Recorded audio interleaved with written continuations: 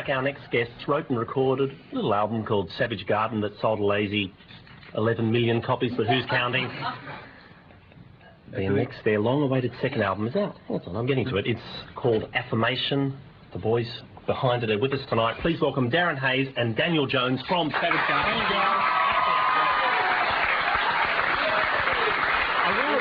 One of you is the lead singer of Silverchair tonight. You do realise it's going to happen. Clear the air right now. I actually get him and me muddled up sometimes, so easy to happen. Did you take much convincing to do the second album?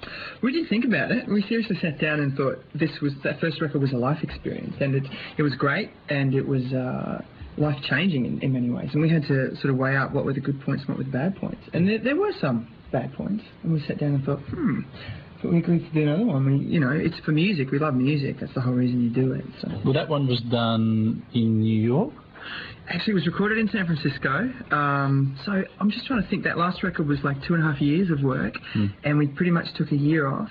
And I was living in New York, Daniel was in Brisbane, and we sort of... It's hard to get me. Look out for Little Apple. we were just writing songs. Big pineapple, big apple. And you were writing... Can you write together when you live in different cities like that? Oh, it's difficult. It makes a really good email to say that we were writing over the internet. We kind of were sometimes. We're sending like zip discs back and forth. But we ended up hooking up in San Francisco, in the studio there for about 4.5 months. And, yeah. I'm involved in something like that at the moment, and this MP3... Hang on, Rob would love to do pop stuff. But go ahead, Rob. Didn't you listen? There are pluses and minuses. Give us a couple of pluses. You know the biggest plus? And you know this. Anyone in the entertainment industry knows this. Well, the money, of course. Chicks, yeah, money. Everything. Complete strangers will walk up to you on the street and tell you that you're doing a good job. You know what I mean? And that's not many jobs have that. Where complete strangers will just give you love. But do people go, I love you guys? I didn't think much of that third song. And do you get a bit of anything they want to say? You know that they'll hate your haircut. Who's the most famous person that's responded to your music? You got any famous friends over there? Got any Jack Nicholson stories for us? Nah, Madonna turned up to see us. Yeah. Was that in Brisbane or in... It was at the Logan Home shopping centre. Did Madonna respond to you? Because she loves my work too. She's always on the phone. I have to do Uncle Arthur over the phone and stuff. So same to you, eh? Yeah, I mean, I don't know. There's this concept of red carpets and paparazzi and stuff. I don't think a lot of people realise you have to work that stuff. You have a publicist and people that... We just don't pause on the red carpet, so we very rarely schmooze with other people. And to be honest, we were so busy. We had our head down and our bums up the whole time. That sounds a bit risque, doesn't it? And then you got on with the writing. Don't go near that. Anyway, I thought you weren't going to deny that. I just want to revisit that thing. What a life. We're all ready to jump all over this. Let it go now. Let it go. What a life. You're living in Brisbane. I did want to ask though, I mean, kids grow up wanting to be a rock star, as Glenn's pointed out. A friend of mine wants to... No, and when you actually get there and it's really the big time, was there a moment when you go, this is great, or did you get there and go, Well, look, I personally think like anything in life, the perception of it is far different from the reality. I mean, you build it up, and look, I probably got into this business because I wanted to be loved. I wanted the whole world to just give me a big hug, and you get over that pretty quickly because it's hard work. And the whole reason for this is because we love music. I'm not going to be coy about it. We don't really need another cent. It wasn't a financial decision to make another record. It was, how did this career affect our lives?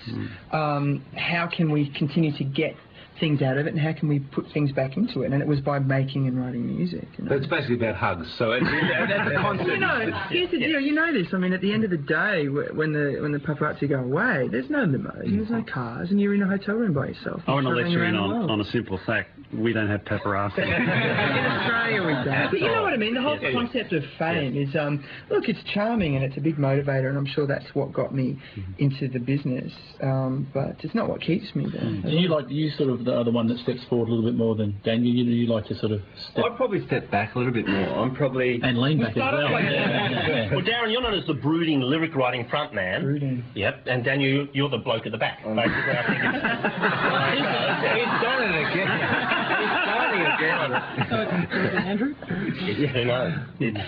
Wham. George and Andrew, that's just To be honest, you know, I think when we first started, we had no idea what we were doing. We just put two of our heads on the front cover of an album, and then the whole world expected the two of us to turn up everywhere and do everything. But the reality is we do such different things. I think we're songwriters, really, and the whole Savage Garden concept was actually a studio project to begin with, and we've had to actually expand on that, take it on the touring live. You know, we did like 80 concerts last year just throughout the States and Europe and Australia, Asia, so it's just taking on its own little way. So you didn't evolve from a live band thing, it was more a studio thing. We came from a live band. We came from a live situation. We played covers for years, and I still don't know the lyrics to Okay, K-Sam. Well, you're going to do that tonight, I believe.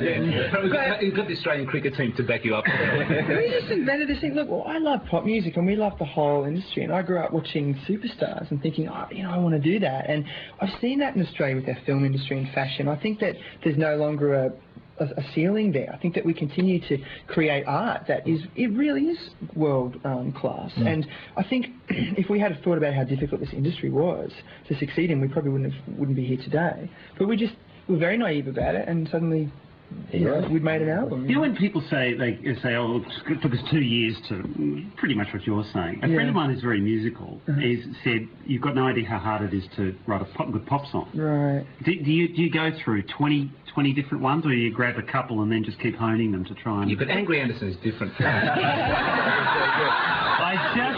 as I started that, I went, I'm going to get a whack on this one. I think you can shelve ideas along the way that you know is ultimately going to be the super ingredient into a pop song. So as you're constantly writing, you may come up with a fantastic chorus, but the verse or the bridge isn't quite strong enough. So you hold that chorus back, and eventually you keep unfolding all these little cards, and you eventually, you know, make a song at the end. That's exactly how I do it. There's a lot of luck involved, you know. I mean, look, when we first made that record, pop music was not hit. We're still not hit. We're the uncoolest band in the world. We admit that. Oh, but Truly Madly Deepy pops up. Seriously, it's the #1 song in so many surveys of the night. Look, in America and Australia, it got played so much on the radio. It's amazing. But seriously, we had difficulty getting a record deal at first, and then the whole scene shifted, and then suddenly pop was back, and there we were. And ultimately, you just sort of have to make music that turns you on. You know what it was? It was probably Kurt Cobain dying. It had this big surge of pop after that, because grunge had hit its peak, and things were turning around, and we were just standing right. So did you kill him? Yeah. That's the implication. Because you look like the kind of guy. Yeah. You've taken the plunge, and the second album, Affirmation, I think it's out pretty soon. I think it's on Monday. Available now. Here's a big appellation. It's actually on my car CD stacker. So that is not much. That, my friend, is as high as you're going to go. Very rarely is. Together with We Can't Be Beat. Hey, Songs of Glory. That's the same song Steve Waugh uses to motivate himself. You were going to do a track off the album. Not the single, not the first single. No, it's you know, I think you've heard the single, and we're in the country, and so happy to be here and talk about it. I love this record. We're going to play a song called I Don't Know You Anymore, which is the last track. Pretty much how we actually write songs, just with the sort of piano and vocals. Well, we shall ask the other members of the team, because I'm going to do vocal harmonies on to clear away. I've got a tambourine, Tom.